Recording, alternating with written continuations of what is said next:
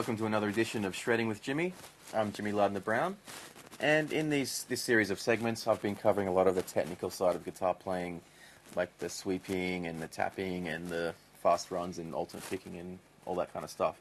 And last issue we looked at some scale runs and scale ideas and picking technique, and I'm going to talk a little bit about that later on. But before I do that, I'm going to actually talk about what I consider to be the most important aspect of guitar playing, and that's bending and vibrato. For me, as a player, it's all very well and good to be able to play fast and do all this crazy stuff, but if you can't do a bend properly and bend in tune, you don't have your vibrato down, it really means nothing. There's nothing worse than seeing those guys, do those fast stuff and then they hit a note and it just dies, or it's out of tune, or there's no emotion or feeling behind it. Doing fast licks and then hitting that right bend, or incorporating vibrato, is what's going to make those licks actually sound good, and is going to allow you to put across a lot of emotion and feeling into your playing, even if you are playing sort of fast technical stuff.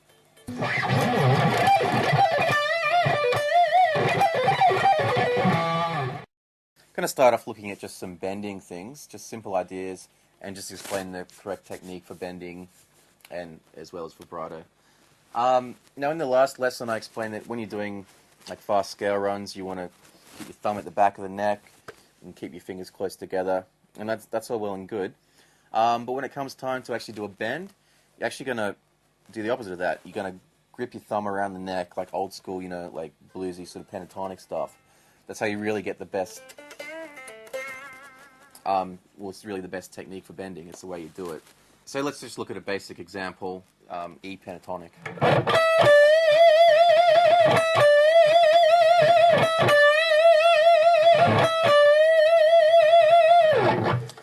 The basic technique behind doing a bend is, apart from, as I said before, you want to grip your thumb around the neck, really get a good grip of the strings, and you want to stack whichever finger you're using to do the bend, stack your other fingers behind that to give it that strength and support.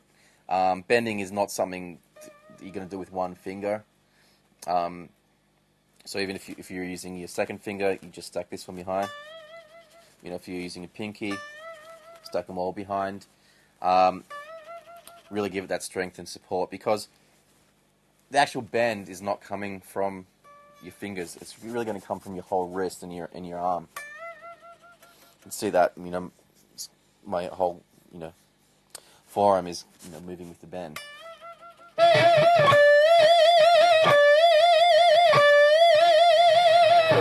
So that's definitely one important technique for the bending, stacking your fingers, gripping your thumb. The next most important thing when you're bending is your intonation. By that I mean bending in tune or bending in pitch. Once again, there's nothing worse than bends, you go into that note, stuff like that. It sounds awful. So definitely something that takes a lot of practice, and the best way to do that is just to listen to what you're playing. You should be able to tell if it's in tune or not. If not, definitely the best way to do that is just to play a note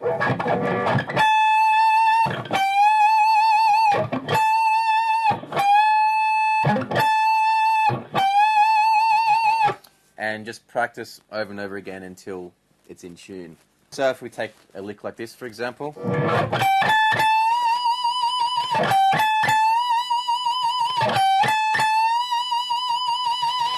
the note that we want to bend to would be this one, the B, and bend it up a whole tone, 2 frets worth.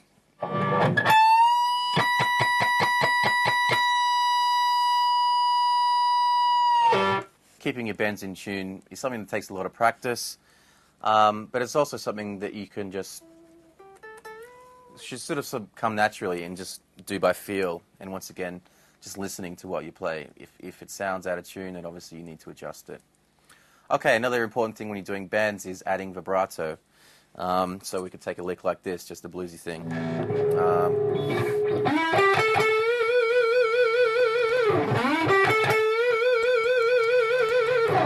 On that actual string, we could do it the other way, bent upwards as well.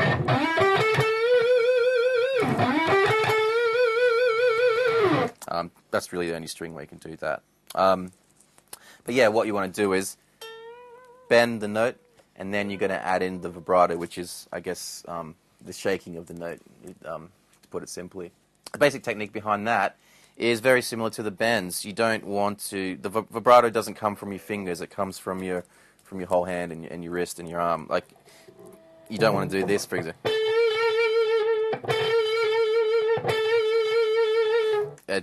It just doesn't sound right. You just want to keep that thumb gripped, keep these fingers supporting, sort of rest them against each other, and yeah, it's sort of really, once again, going to come from your whole arm.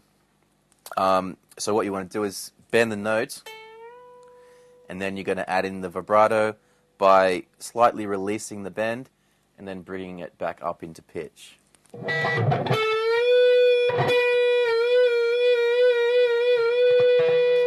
But you're releasing it and going back to the same point, releasing it, going back to the same point. You're not sort of going up, down, all over the place. You can do that really, use a really shallow vibrato, or do a really wide vibrato, which is what I like.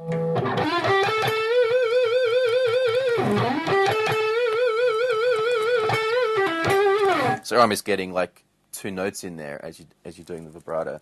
But yeah, definitely a very, very important concept that's going to make a really big difference between something sounding okay and, something sounding great.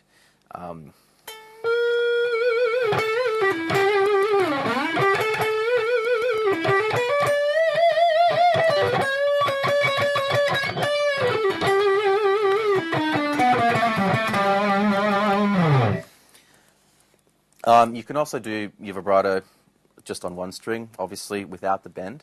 But it's still the same basic technique. You're just going to slightly bend the string downwards or upwards, depends where you are. Down here, you slightly bending downwards. Up here, slightly upwards. You can do it with different fingers.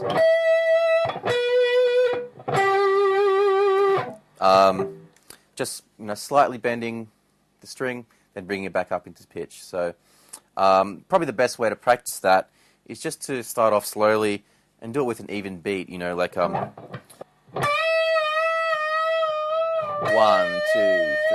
4, 1, 2, 3, 4, 1, 3, 4, something like that, and then you can speed it up and so forth. But back to doing it without the bend.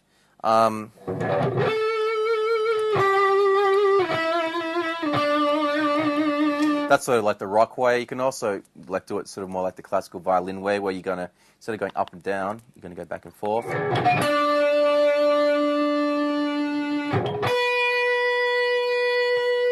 There's all sorts of different ways. You can do it like Steve Vai does and do it sort of in a circle, which...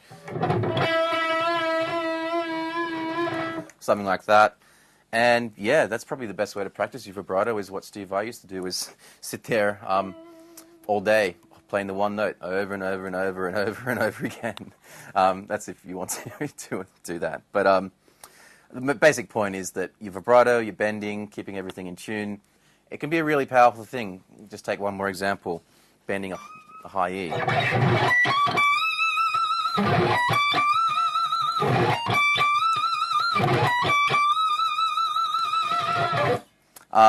What I want to have a look at is just taking some bit more complicated scale runs and fast licks, but just making sure that after we've done the lick, we hit a really nice, powerful bend, because that's what's going to make the lick sound good, and that's how you're really going to convey a lot of expression and feeling in your playing, rather than just doing scales and exercises. I find that when playing in a heavy metal band, when you do these kind of fast runs, can be very aggressive in itself, then hit a really powerful wide bend with wide vibrato. It's going to sound really cool, and hopefully convey a lot of feeling.